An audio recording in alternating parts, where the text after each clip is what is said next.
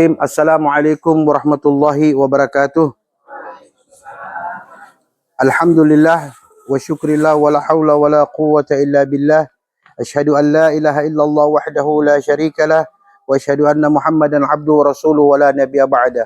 Allahumma salli wa sallim wa karrim wa 'azzim wa syarrif ala sayidina Muhammadin wa ala alihi wa sahbihi wa barik wa sallim. Allahumma rzuqna fahman nabiyyin wa hifdzal mursalin wa ilhamal malaikatil muqarrabin. Allahumma zidna ilman nafi'an warzuqna fahman wasi'an. Rabbi syrah li sadri wa yassir li amri wahlul 'uqdatam min lisani yafqahu qawli. Rabbi saddid lisani wahdi qalbi bihaqqi sayyidina Muhammadin sallallahu alaihi wasallam. Bismillahirrahmanirrahim. Nawaina mithla ma nawa salafuna salih fi hadzal majlisil mubarak. Amma ba'd. Pertama-tama puja dan syukur kepada Allah Subhanahu wa taala serta salawat dan salam kehadiran Nabi kita yang mulia, Nabi tercinta, Nabi Allah Muhammad sallallahu alaihi wasallam, juga kepada keluarga dan para sahabat-sahabat beliau. Bapak-bapak, ibu-ibu jamaah majelis Tanwirul Qulub dan Syamsul Ma'arif yang saya muliakan, yang dirahmati Allah.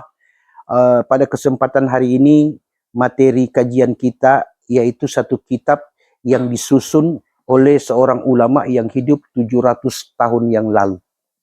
Beliau seorang ulama sufi, seorang ahli tafsir, seorang ahli fikih, dan berbagai macam keahlian yang beliau miliki dalam bidang agama.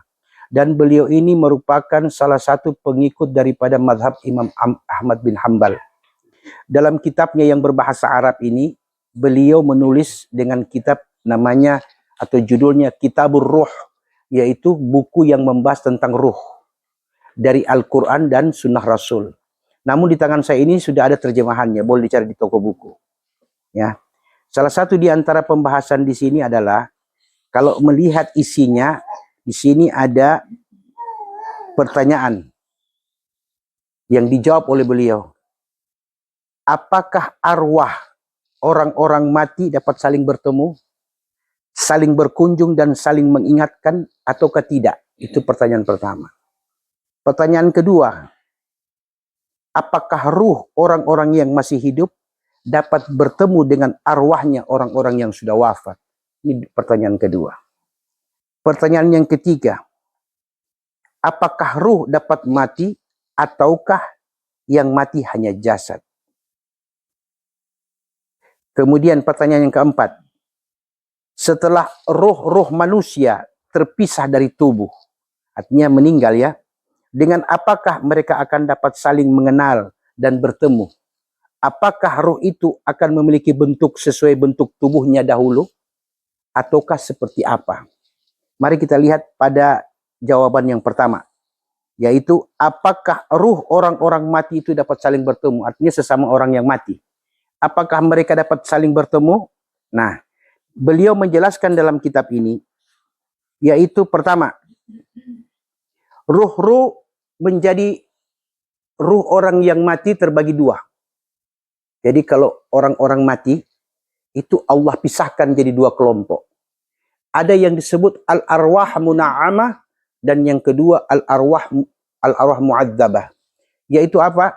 Yang pertama, ruh-ruh orang yang Allah beri nikmat dan dipisahkan dengan ruh-ruh orang yang diazab. Yang Allah beri kemudahan, nikmat, yaitu roh-roh orang yang banyak amal saleh, yang ketika mereka wafat, mereka inilah yang bebas ke sana kemari dan bertemu antara satu ruh dengan ruh yang lain. Ada ayatnya yang menjelaskan itu. Nanti saya bacakan. Adapun rohnya orang-orang yang tersiksa, mereka tidak diberi oleh Allah kemampuan untuk saling bertemu. Makanya ada satu riwayat dalam kitab ini dikatakan bahwa ketika ada orang wafat dari kalangan keluarga, maka arwah orang tua kita yang akan menyambut kedatangan kita di alam arwah dengan catatan orang tua dan anak sama-sama diberi nikmat oleh Allah. Tapi kalau orang tua durhaka, anak taat, tidak ketemu. Atau sebaliknya, orang tua taat, anak durhaka, tidak ketemu. Karena roh-roh yang tersiksa tidak diberi kebebasan oleh Allah Subhanahu wa taala untuk saling mengenal, saling berjumpa. Ayatnya, perhatikan Quran surah An-Nisa ayat 69. Allah Subhanahu wa taala berfirman, "Wa may yuti'illaha war rasula fa ulaika ma'al ladzina an'ama Allah 'alaihim minan nabiyyin wasiddiqin wasyuhada wassalihin wa hasuna ulaika rafiqa." Dan barang siapa yang taat kepada Allah dan Rasulnya, mereka itu akan bersama-sama dengan orang-orang yang Allah anugerahi nikmat, yaitu dengan para nabi, orang-orang siddiq, orang-orang yang mati syahid, dan orang-orang yang saleh. Karena mereka itulah teman yang sebaik-baik kalian, baik di dunia, di alam barzah, dan di akhirat kelak nanti. Jadi bergaul dan bermuamalah dengan orang-orang saleh, orang-orang alim, maka dengan dasar itulah akan tumbuh rasa cinta, rasa hormat, yang pada akhirnya nikmat yang Allah berikan yaitu apa? Mereka akan berjumpa dengan orang-orang saleh, para nabi, para syuhada, baik di alam barzakh maupun nanti di alam akhirat kelak nanti. Dalam satu riwayat dikatakan dari Mansur, dari Abu Dahri, dari Masruq, ia berkata, para sahabat Nabi Muhammad SAW, suatu saat seorang laki-laki datang kepada beliau sambil menangis. Ditanya oleh Rasulullah, apa yang membuat engkau menangis? Ia katakan, ya Rasulullah, aku cinta dan sayang kepada engkau melebihi daripada diri dan nyawaku sendiri. Bahkan melebihi dari cintaku kepada kedua ayah ibuku. Maka ya Rasulullah, apakah cintaku ini aku datang dalam tangisan? Kenapa? Karena aku tahu bahwa kelak nanti ketika engkau wafat, saya wafat, kita akan berbeda tempat. Karena engkau Nabi mempunyai tempat yang tinggi. Maka Rasulullah SAW mengatakan kepada sahabat tadi. Apa kata beliau? Innaka ma'aman ahbabta. Jangan khawatir, engkau senantiasa bersama dengan orang yang engkau cintai. Dengan catatan, taat kepada Allah dan Rasulnya. Maka itulah yang membuat si sahabat menjadi tenang. Kemudian dikatakan lagi. Dalam ayat Quran surah Al-Fajr ayat 27 dan ayat 30. Allah berfirman, ya ayyatuhan nafsul mutmainnah irji'i ila rabbiki radiyatan mardiyah fadkhuli fi ibadi wadkhuli jannati. Ini ayat yang kedua yang menjelaskan tentang ruh orang yang wafat dalam keadaan iman akan saling bertemu dan berjumpa. Hai jiwa yang tenang, kembalilah kepada Tuhanmu dengan hati yang puas lagi diridhoi. Maka masuklah engkau ke dalam jamaah golongan hamba-hambaku dan masuklah engkau ke dalam surgaku. Berarti masuklah engkau ke dalam golongan hamba-hambaku. Berarti orang ini Allah kumpulkan bersama para nabi, para syuhada, para salihun. Kemudian Allah bilang, setelah engkau dikelompokkan, maka masuklah engkau ke dalam surgaku. Dalam Quran surah Az-Zumar, Allah mengatakan ayat 74 kalau saya tidak salah, Allah berfirman, wasiqal ladzina taqaw rabbahum ilal jannati zumara hatta idza ja'uha wa futihat abwabuha. Dan digiringlah orang-orang yang bertakwa kepada Tuhan mereka berkelompok-kelompok. Jadi orang-orang saleh satu kelompok, orang-orang ahli ibadah satu kelompok, orang-orang ahli zikir satu kelompok, orang-orang ahli majlis satu kelompok, sesuai dengan kebiasaan di kala hidupnya. Maka mereka ini akan digiring secara berangsur-angsur menuju pintu surga. Apa yang terjadi? Pada ayat tadi, Allah menambah huruf waw. Pada ayat sebelumnya, wasiqal ladzina kafaru ila jahannam zumara hatta idza ja'uha futihat, tidak pakai waw. Tapi pada ayat tentang orang-orang yang berbuat kebaikan, Allah bilang wa futihat, maka dibukalah pintu neraka bagi orang yang durhaka, sedangkan pintu surga, orang-orang yang masuk surga belum tiba, pintu surga sudah terbuka. Itu menunjukkan apa? Bahwa rindunya surga kepada orang-orang yang ahlul jannah. Sehingga para bidadari-bidadari itu tidak mau disentuh oleh lelaki manapun. Karena mereka senantiasa menunggu dan menanti pasangannya dari dunia. Ada satu penjelasan perlu saya jelaskan bahwa setiap kita manusia, Allah kasih dua. Allah berikan kita neraka dan Allah berikan kita surga. Dan kita saling mewarisi. Dalam ayat dijelaskan itu, saling mewarisi. Jadi begini, ketika saya berbuat amal saleh dan diterima amal saleh ini, maka saya menerima surga. Neraka yang saya punya, saya tidak menerimanya. Tapi saya berikan kepada orang yang mengerjakan amal buruk. Itu yang menyebabkan dikatakan siksa neraka itu berlipat. Karena apa? Yang punya saya dikasih kepada orang yang durhaka. Jadi siksaannya bertambah. Ini penjelasan ayat Quran tentang siksa Allah itu berlipat-lipat. Sedangkan nikmat itu bertambah-tambah. Kenapa? Karena orang yang masuk neraka, dia punya warisan surga. Warisan surga itu diberikan kepada orang yang masuk surga. Jadi yang berbuat kebaikan, ya Allah. Taruh di sana dulu Pak dia, Mega. So galau dia. Apa namanya?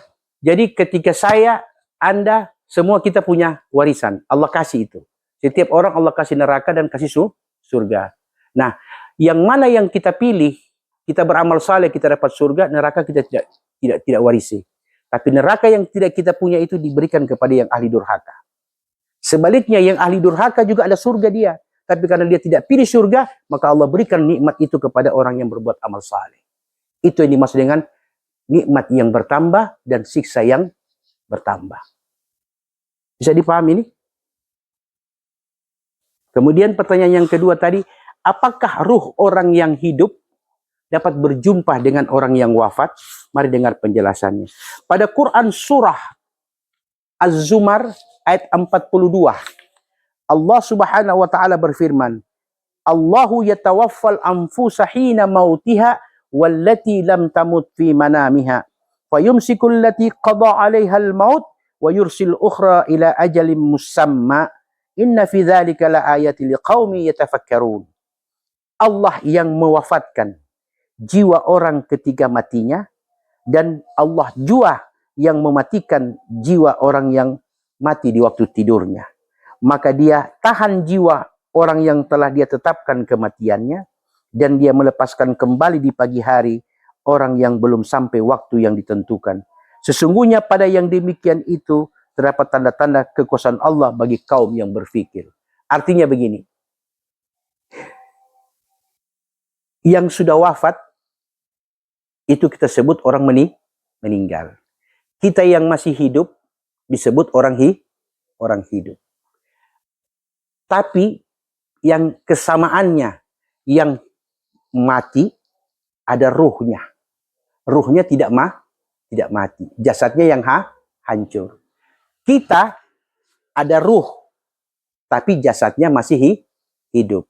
Berarti ruh dia yang sudah mati, yang jasadnya hancur, dengan ruh kita yang masih hidup, yang jasadnya masih hidup, bisa berjumpa. Bisa berjumpa. Nah, perjumpaan ini kemudian dijelaskan. Dan jiwa yang belum mati di dalamnya. Sehingga ketika kita berjumpa dalam tidur, misal kata, atau tiba-tiba ada sesuatu yang kita lihat seperti orang tua kita, saudara kita yang telah wafat dan sebagainya, itu merupakan pertanda bahwa ruh kita mampu melihat mereka. Dan mereka semuanya bisa melihat kita tanpa kecuali. Tapi kita yang hidup tidak semua bisa melihat.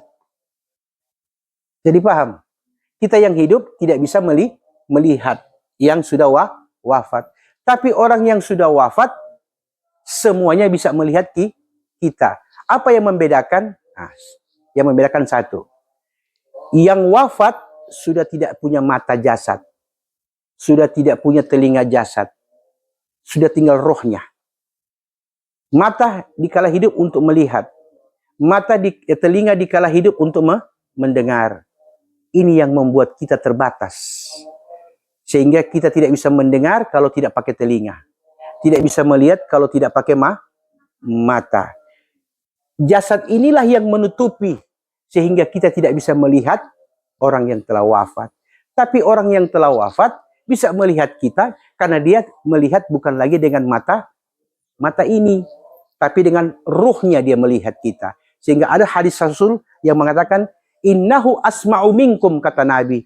Ketika suatu saat Nabi berziarah, Nabi melihat kuburannya Abu Jahal. Apa kata Nabi? Sudah kau dapat.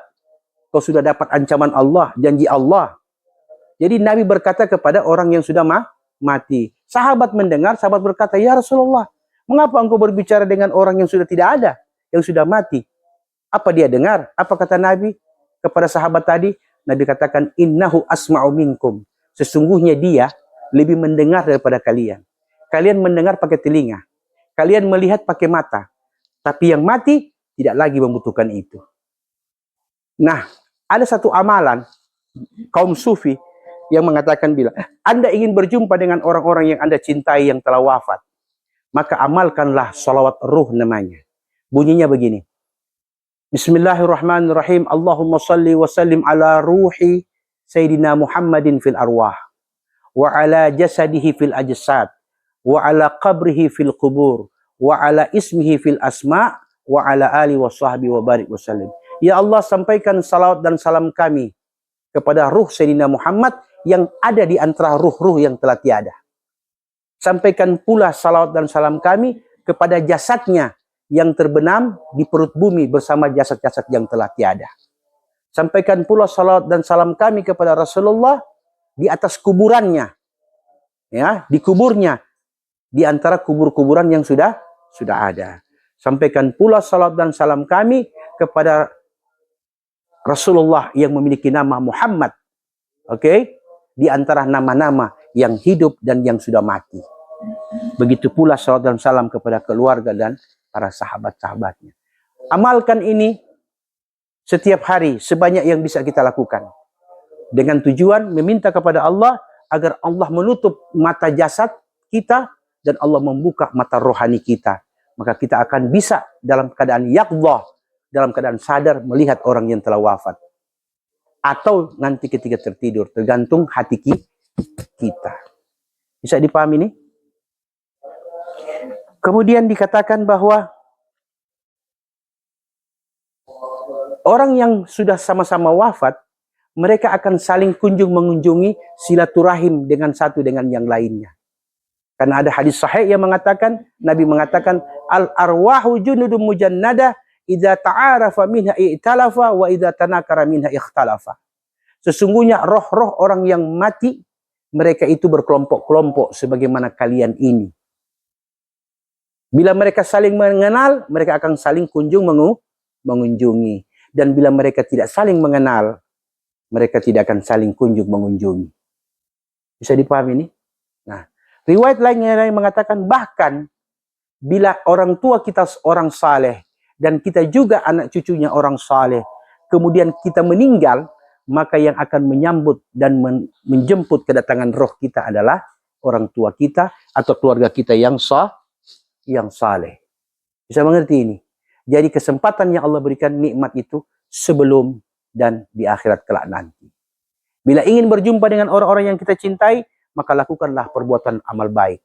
Makanya ada ayat yang mengatakan, wala taqulu lima yuqtal fi sabilillah amwat bal ahya walakin la tash'urun. Jangan engkau mengira bahwa orang yang mati di jalan Allah mereka itu mati. Tidak, mereka hidup, hanya engkau tidak merasakan. Jadi kalau ada perkataan orang-orang mengatakan bahwa almarhumah ada tadi, almarhum ada tadi, itu benar. Kenapa itu benar? Karena orang saleh. Tapi kalau tidak pernah kita lihat atau kita tidak pernah memandangnya di waktu mimpi dan sebagainya, berarti kemungkinan besar orang yang kita cintai itu berada di alam barzah dalam keadaan tersiksa. Al-arwah mu'adzabah namanya, roh yang tersiksa. Jadi kalau misalnya dapat suwangi, yakin dan pastikan.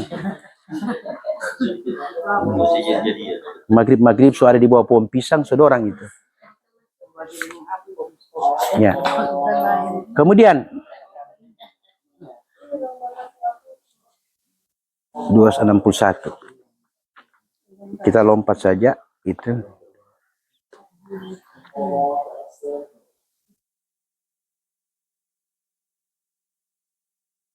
Kalau ada pertanyaan sambil boleh tanya.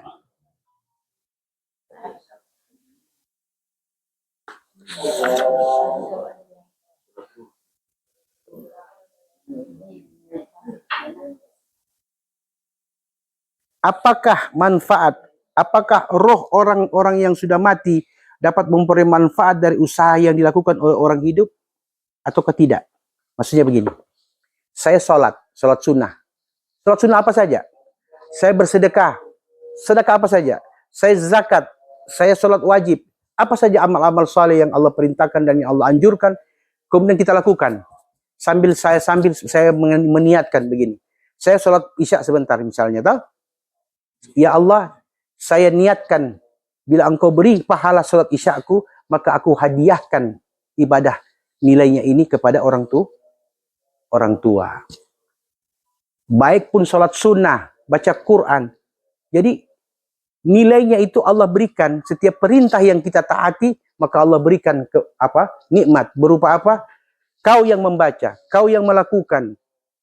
Innamal a'malu binniyat, tergantung apa yang kau niatkan. Dan kata Nabi, wa innama likulli imri'in ma nawa, setiap orang memperoleh sesuai dengan apa yang dia niatkan.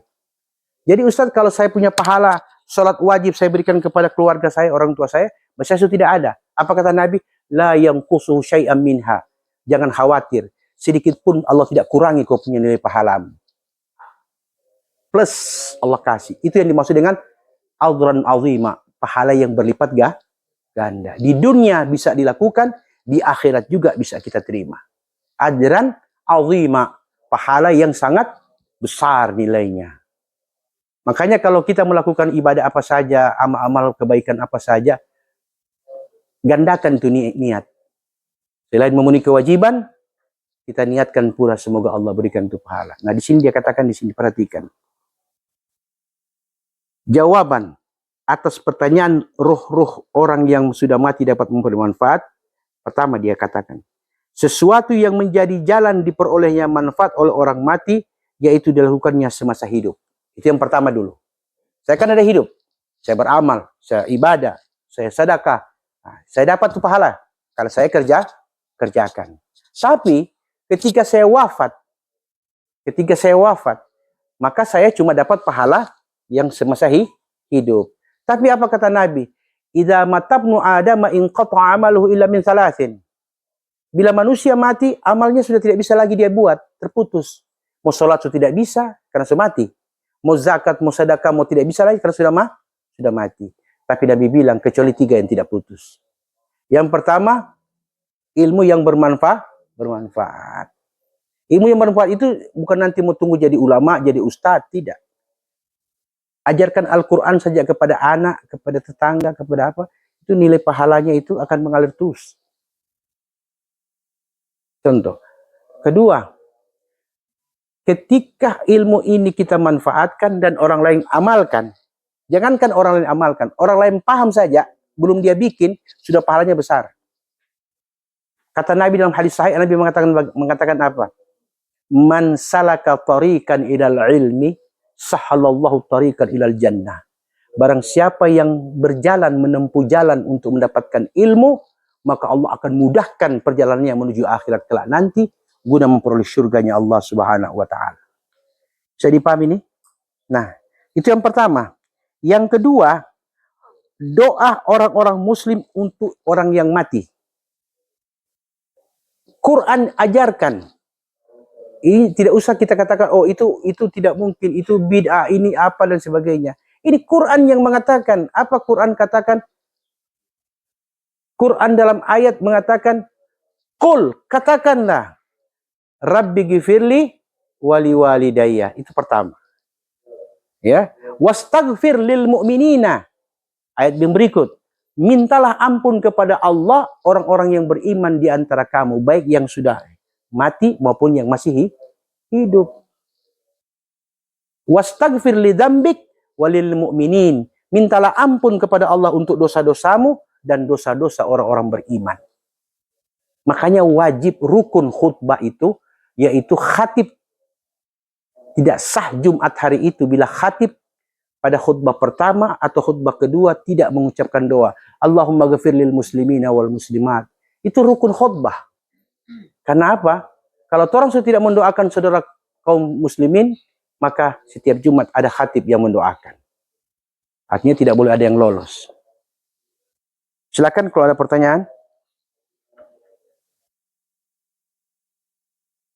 Jadi ilmu yang bermanfaat, sedekah jariyah, kemudian anak saleh. Ada satu pertanyaan begini. Apakah yang dimaksud anak saleh itu anak-anak kandung? Tidak.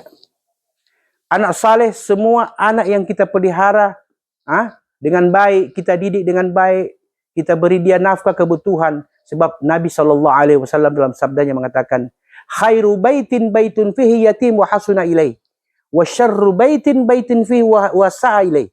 Sebaik-baik rumah yang di dalamnya ada anak yatim dan dia perlakukan anak itu dengan baik. Tapi rumah yang paling buruk kata Nabi, yaitu rumah yang ada anak yatim dan dia memperlakukan anak itu dengan kasar, dan itu rumah paling buruk kata Nabi di muka bumi. Bisa dipahami ini? Ada pertanyaan? Kalau bicara-bicara mati baginya, aneh bertanya. Orang tua dia anak, orang tua selain keyakinan, doa anak yang ya. Jadi kalau misalnya contoh, Haji Anton misalnya contoh ini. Beliau ini kan mu'alaf. Yang so habis masa so expire itu mu'alaf. So Islam, so haji. Sekarang dia punya, sana satu lagi sana. Sekarang ketika misal contoh ya, contoh. Dalam Islam tidak boleh mendoakan kecuali sesamamu muslim. Tapi orang tua kita non muslim, bagaimana caranya? Begini. Setiap umat, dalam Quran Allah menjelaskan, setiap umat ada syariatnya. Orang tua kita yang non-muslim, sebelumnya itu mereka punya syariat. Dan ingat, Allah Subhanahu wa Ta'ala dalam Quran surah Al-Baqarah ayat 62, Allah berfirman, innal ladzina amanu wal ladzina hadu wan nasara wasabiin man amana billahi wal yawmil akhir wa amila salihan falahum ajruhum 'inda rabbihim. Wahumlah. Apa kata Allah? Sesungguhnya orang-orang beriman dari kalangan muslim, dari kalangan Yahudi, Nasrani, dan yang menyembah bintang, selagi mereka percaya kepada Tuhan Allah Sang Maha Pencipta, percaya negeri akhirat, dan mereka mau berbuat kebaikan, falahum ajruhum 'inda rabbihim, maka mereka berhak memperoleh pahala dari sisi Tuhannya. Artinya, saya sekarang sudah muslim. Saya tidak bisa mendoakan orang tua saya yang non muslim. Tapi kan orang tahu orang tua. Kalau dia beramal baik, dia rajin pergi ibadah, dia banyak berbuat menolong orang dan sebagainya, yakin dan pastikan bahwa dia akan mendapatkan pahala di sisi Tuhannya. Jadi kita tidak perlu mendoakan mereka karena mereka punya syariat berbeda dengan kita. Kecuali kok kita orang tua pokoknya segala kejahatan disebeking. Pokoknya di kampung dia itu nomor satu. Yakin dan pastikan tidak ada manfaat lagi. Tapi kesalahan orang punya orang tua baik, didik dengan orang baik dan sebagainya, maka Allah Tuhan yang Maha Adil memberikan nilai pahalanya. Quran Al-Baqarah ayat 62. Justru yang mesti orang kasihani orang pediri ini, yang baru mengenal agama baru dengan syariat yang baru, berimanlah dengan syariat yang baru tadi dengan sebaik-baiknya, sambil bermohon semoga Tuhan Allah yang Maha Kuasa memberikan kita keadilan di yaumil mahsyar. Bisa jelas? Jangan kita beranggapan bahwa tapi papa non muslim, cuma muslim yang masuk Islam. Siapa mau jamin orang muslim masuk Kristen? Apa masuk surga? Ya sampai sama mokong berharap surga. Berarti siapa lebih buruk? Jadi di sini dalam ini inda rabbihim, Allah memberikan di sisi pahala itu kepada siapa yang mau berbuat kebaikan. Kita muslim masuk surganya Allah karena amal. Itu pun bila Allah kehendaki. Makanya Nabi bilang, lan yunajjiya ahadu minkum amalu, qalu wala anta ya Rasulullah, qala wala ana illa ayatagammadani Allah birahmah wal maghfirah. Tidak ada seorang pun yang bisa masuk surga karena amal. Sahabat bilang, kalau begitu engkau juga ya Rasulullah. Apa kata Nabi? Wala ana, saya juga tidak masuk surga karena amal, kecuali bila Allah memberikan aku ampunan dan rahmatnya. Berarti kita ini masuk surga ini cuma mau cari dua. Kalau bukan ampunan Allah, cari kasih sayang Allah. Jadi kita beramal ini supaya Allah cinta. Kita beramal ini supaya Allah ampuni. Kalau bukan karena rahmat dan ampunan Allah, surga tidak bisa masuk kata Nabi. Jadi tidak satupun jaminan bahwa setiap agama itu sudah punya jaminan surga masing-masing. Mau tanya di agama Islam, mau tanya di agama non-muslim, semua punya jawaban sama. Ngana bikin kejahatan, ngana tanpa neraka. Ngana bikin kebaikan, surga. Kan begitu. Persoalannya sekarang ini, apakah kita ini konsisten atau tidak? Kan cuma begitu. Kalau cuma masuk keluar, Nabi Muhammad bilang, tapi umatnya ada masuk keluar begini. Begitu juga sebaliknya. Betul tidak? Jadi penguatan iman itu perlu pada agama yang orang yakini. Jaminan itu sudah pasti. Siapa yang beramal saleh, insya Allah mendapatkan ampunan dan rahmat Allah. Jelas kok, Quran mengatakan setiap umat punya syariatnya masing-masing. Sekarang ada pertanyaan, bagaimana kalau syariat itu tidak dikerjakan atau diselewengkan dan sebagainya? Itu kan urusan Allah, bukan urusan manusia. Tapi yang pasti, semua agama memerintahkan berbuat kebaikan. Berbuat kebaikan, baik kepada diri sendiri maupun kepada sesama. Jadi intinya adalah, kita yang berbeda keyakinan dengan orang tua, jangan khawatir.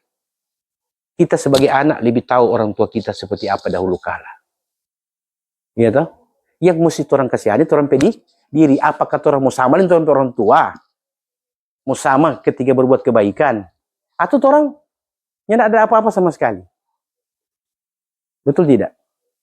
Satu kisah.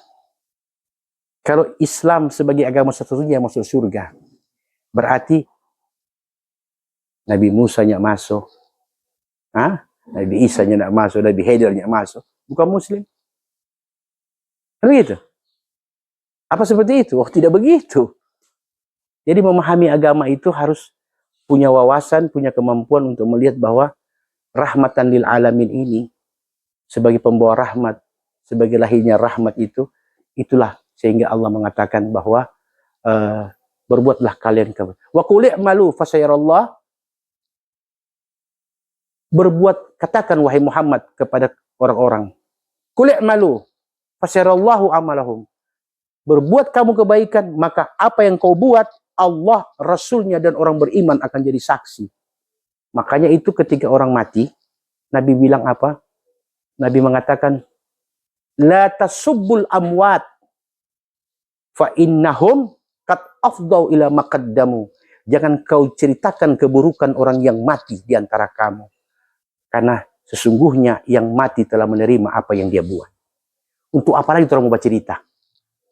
Sedangkan dia sudah lebih dulu menerima balasan. Tapi dalam hadis yang lain Nabi bilang, Nabi mengatakan apa? Udhkuru mahasina mautakum wasubbu an masawihim. Sebut-sebutlah kebaikan orang-orang yang mati di antara kamu. Oke? Dan tutupilah segala kekurangan yang mati. Karena apa? Karena itu baik bagi dia. Sekarang tuh orang sudah mati, dang. Sebetul ngana mampus. So ngana ini kutu ada hidup, kita paling setengah mati. Ngana begini. Sekarang katakanlah kita seperti itu. Pertanyaannya, apa manfaat pat orang? Di orang sunyanda. Gitu? Dan apakah ketika orang bicara, itu orang yang mau mati itu dia mau bangun, mau bilang, iya so siksa kita. Ada kan? Jadi lakukan sesuatu yang ada manfaatnya.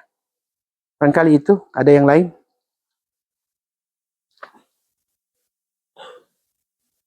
Kemudian saya bagi penutup, ada doa ketika orang mati. Ini doa salat jenazah. Kan 4 kali takbir. Pernah ada kejadian, orang salat jenazah dia pakai ruku. Hampir dia sujud ke orang bataria. Ya toh, sami Allah akbar. Jadi, ada di takbir pertama, Allahu Akbar, Al-Fatihah. Baru Allahu Akbar, salawat. Orang ketiga, Allahu Akbar, doa bagi si mayit. Ada bunyi begini, doa yang Nabi ajarkan. Allahumma ghafir lahu warhamhu wa'afi wa'afu anhu wa akrim nuzulahu wa wasi' madkhalah wa nawir guburahum waskinnahum fi jannati. Allahumma abilhu daran khairan min dari wa ahlan khairan min ahli wa zawzan khairan min zawji. Itu agak lucu itu. Kenapa? Ya Allah, gantikanlah orang yang mati ini. Gantikanlah baginya dari negeri yang lebih baik. Negeri dunia dengan negeri akhirat lebih baik. Jadi, kalau dia hidup sengsara di dunia, maka biarkanlah dia bahagia di akhirat. Kalau dia tersiksa dengan kemiskinan, maka biarkanlah dia tercukupi di akhirat. Itu maksudnya daran khairan min dari. negeri yang lebih baik daripada negeri yang dia tinggalkan. Pertama itu. Yang kedua, wa ahlan khairan min ahli. Ya Allah, gantikanlah bagi yang mati ini keluarga yang dia tinggalkan, dia memperoleh dengan keluarga yang lebih baik di akhirat. Wa zauzan khairan min zauji. Pasangan hidup yang dia tinggalkan, gantikanlah dengan pasangan hidup yang lebih baik di akhirat kelak nanti. Tentu ini yang ketiga, ini yang masalah. Iya toh? Masalahnya orang ini suka baku dapat dari dunia sampai akhirat, kan begitu. Tapi doa tidak. Wa abdilhu daran min dari wa ahlan khairan min ahli wa zauzan khairan min zauji. Dan gantikanlah pasangan yang dia tinggalkan di dunia ini dengan pasangan di akhirat yang lebih baik. Nah, mari.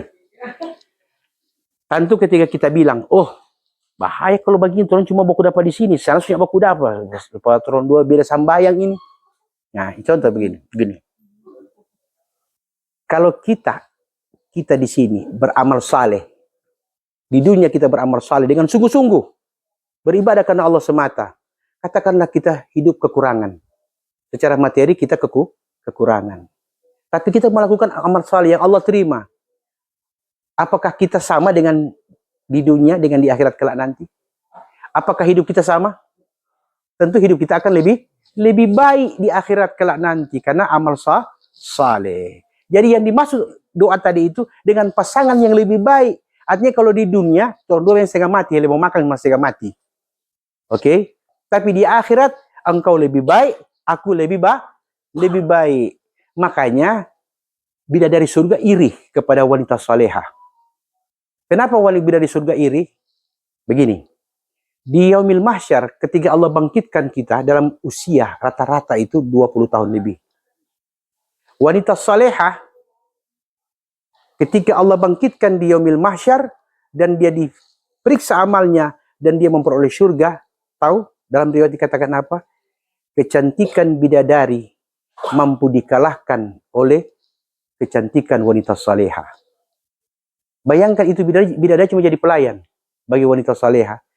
Ini bidadari, kata Nabi, tidak pernah kau lihat ada manusia secantik itu. Tidak pernah terbayang dan terfikir. Tapi apa kata Nabi? Kecantikan wanita salehah mampu mengalahkan seluruh kecantikan bidadari surga. Seorang bertanya, ya Rasulullah, ini yang kita kawin standar. Contoh, standar. Tapi bagaimana seandainya dia beramal saleh? Bagaimana mungkin ya? Dan dia kuat standar, kong sampai di akhirat jadi cantik. Keadaan kita dibangkitkan sebagaimana keadaan kita hidup. Apa itu? Bukan jasadnya, tapi hati. Kalau hati kita indah, Allah akan jadikan keindahan hati itu menjadi tolok ukur kecantikan dan kesalehan wajah kita.